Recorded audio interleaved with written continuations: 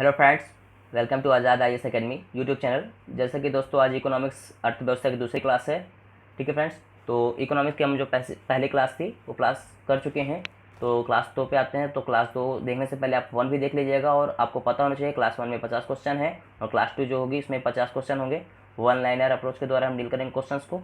ठीक है फ्रेंड्स, तो मैं जो है क्वेश्चन स्टार्ट करूँ इससे पहले एक छोटी सी रिक्वेस्ट करूँगा कि अगर अभी तक आप लोगों ने हमारे चैनल को सब्सक्राइब नहीं किया है तो प्लीज़ सब्सक्राइब अस, और जो बेल आइकन है उसको भी क्लिक कर लीजिए। क्लिक करने से क्या होगा, जितने भी आपको हमारे आगामी प्रोग्राम हैं, जितने भी आपकी क्लासेस होंगी, कल संडे है तो कल आपको जीएस की क्लास भी मिलेगी साथ में, और करंट अफेयर्स की क्लास भी होगी, और डिटेल सोल्यूशन भी है, और सीजर की क्लासेस हैं जितने भी हैं, नोटिफिकेशन वगैरह सबको आपको जो है मिलता जाएगा। Okay friend, so please subscribe us.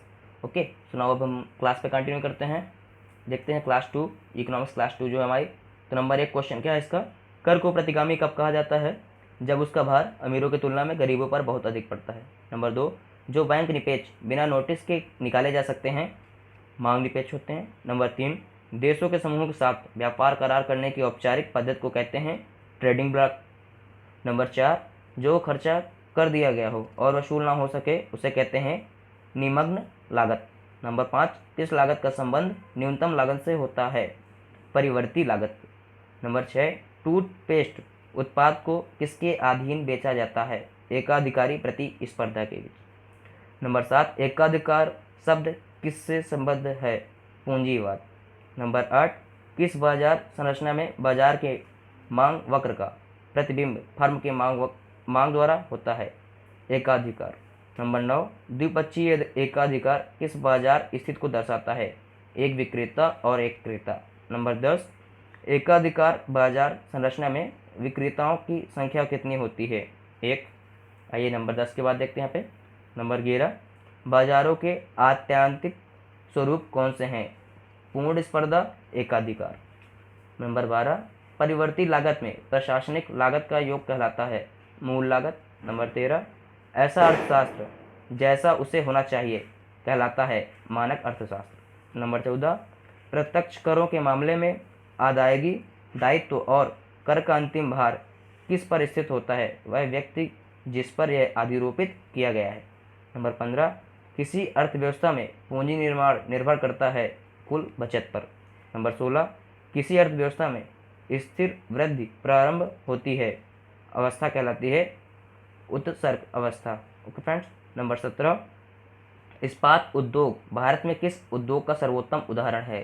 पूंजी प्रधान उद्योग का। नंबर 18, राष्ट्रीय दृष्टिकोण से टिस्को की बिक्री का अध्ययन दर्शाता है सूक्ष्म दृष्टिकोण को। नंबर 19, राष्ट्रीय संदर्भ में बृहत दृष्टिकोण को दर्शाता है भारत में मुद्रास्फीति। नंबर 20, वैश्वीकरण का अर्थ है घरेलू अर्थव्यवस्था का वैश्विक अर्थव्यवस्था के साथ एकीकरण। ओके फ्रेंड्स, यहाँ पे नंबर 21 देखते हैं। मांग और पूर्ति के द्वारा पूंजीवादी अर्थव्यवस्था में किसका निर्धारण करते हैं? कीमत का। नंबर 22, सरकार द्वारा लगाए गए अवरोधों या प्रतिबंधों को हटाना कहलाता है उदारीकरण।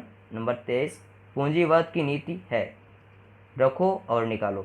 नंबर 24, निजी संपत्ति समाज का मुख्य दुश्मन है साम्यवाद के अनुसार।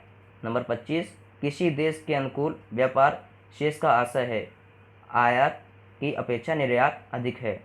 नंबर 26, विकासशील देशों में सहकारिता किससे जुड़ा संवाद है? साउथ साउथ संवाद से। नंबर 27, बाजार का आकार प्राकृतिक संसाधन एवं पूंजी निर्माण किसकी निर्भरता को दर्शाता है? देश के आर्थिक विकास को। नंबर 28, किसी आंकड़ा संचय में रिकार्डो का वृक्षाकार संचय क्या कहलाता है? श्रेणीबद्ध मॉडल कहलाता है। नंबर 29, किसने कहा है कि अल्पावधि में उपभोग प्रवृत्ति स्थिर होती है? कीन्ज ने। नंबर 30, उपभोग की औसत प्रवृत्ति को किस रूप में परिभाषित किया जाता है?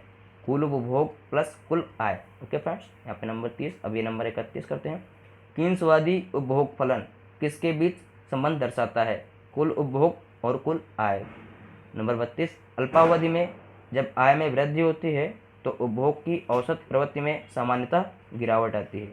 नंबर 33, फर्में जो भुगतान बाहर वालों को उनकी वस्तुओं और सेवाओं के लिए करती हैं कहलाते हैं सुस्पष्ट लागत। बड़ी फर्मों की कम संख्या वाले बाजार को क्या कहते हैं? अल्पाधिकार। नंबर 35, नई फर्मों को बाजार में प्रवेश नहीं करने दिया जाता है, एकाधिकार में। नंबर 36, किस बाजार स्थिति में फर्मों की अधिक क्षमता होती है, एकाधिकार प्रतिस्पर्धा में। नंबर 37, पूर्ण बाजार स्थिति कब विद्यमान होती है, जब बड़ी संख्या में क्रेता और विक्रेता दोनों हों। नंबर 38, एकाधिकार शक्ति की मात्रा को मापन होता है, यानी एकाधिकार शक्ति की मात्रा को मापना होता है फर्म के अधिसामान्य लाभ के रूप में। नंबर 39, पूर्ण स्पर्धा में कीमत ग्राह्यता कौन होता है, फर्म। नंबर 40, उत्पादन सामाजिक दृष्टि से आदर्श स्तर पर होता है, एकाधिकारी प्रतियोगिता के अंतर्गत।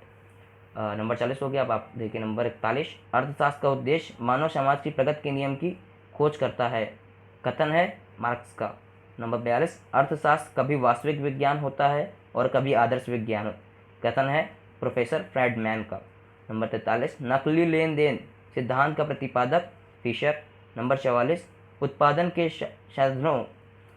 के साधनों तथा उत्पाद की मात्रा में संबंध को कहते हैं उत्पादन फलन। नंबर 45, जब कुल उत्पादन अधिकतम होता है तो सीमांत उत्पाद शून्य होता है।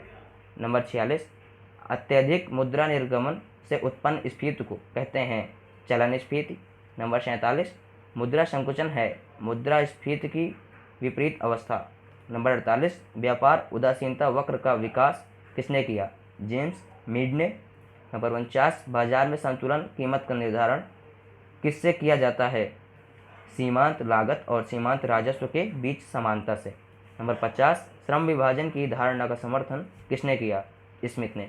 तो दोस्तों यहाँ पे आज क्वेश्चन 50 से हो गए हैं और क्वेश्चन 50 जो कल के थे तो उनको भी आप एक बार देख लीजिएगा, ठीक है फ्रेंड्स। और हमें सब्सक्राइब कर लीजिए जिससे आपको कल आने वाले जो प्रोग्राम है यानी कि और जीएस के क्वेश्चन आएंगे 50 क्वेश्चन या 100 क्वेश्चन, और साथ में आपको जो है करंट अफेयर्स जो वीकली हमारा प्रोग्राम वो भी मिलेगा, और डिटेल्स क्लासेस जो हमारे चैनल प्लानर रवि प्रकाश आज़ाद जी के माध्यम से चलता है तो उससे भी संबंधित सभी क्वेश्चंस आपको मिलेंगे। साथ में सीजीएल के जो कंटिन्यू क्लासेस हैं और यूपीएसआई और दिल्ली पुलिस के अपकमिंग बैचेस हैं उनके बारे में भी आपको नोटिफिकेशन वगैरह मिलता रहेगा। So please subscribe now.